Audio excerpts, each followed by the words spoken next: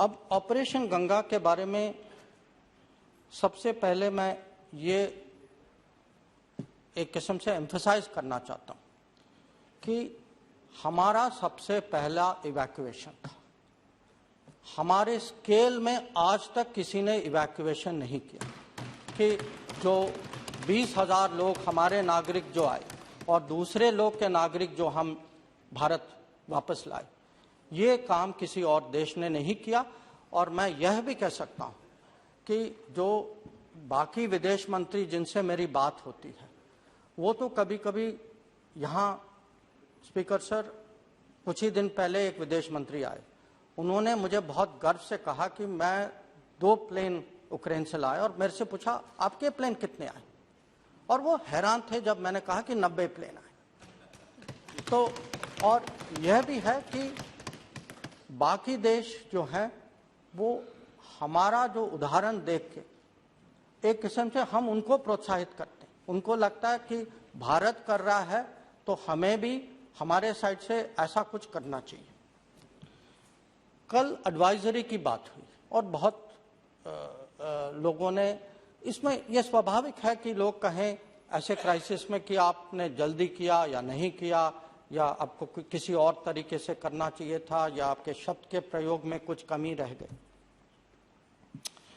मैं हाउस को समझाना चाहता हूं कि अगर हमारी एडवाइजरी का प्रभाव कुछ नहीं होता या लोग इसको सीरियसली नहीं लेते तो 4,000 हमारे नागरिक उस समय कॉन्फ्लिक्ट के पहले क्यों निकले?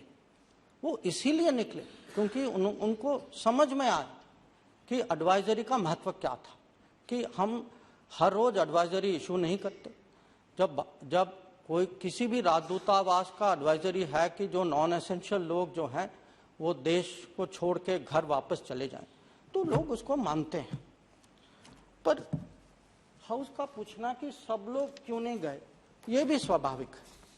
और ये इसीलिए नहीं गए क्योंकि जब आप स्टूडेंट हैं, और एक ज़माने में हम सब स्टूडेंट थे, तो हम 20 साल के हैं, तो स्टूडेंट के मन में क्या होता है?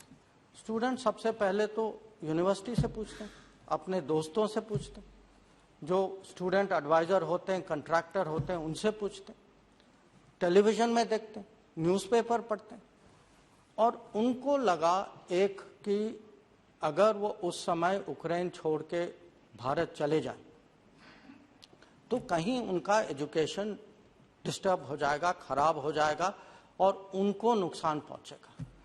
और ये फीलिंग इसीलिए हुआ कि बहुत सारे यूनिवर्सिटीज़ ने उस समय ऑनलाइन कोर्सेस देने से भी इनकार कर दिया।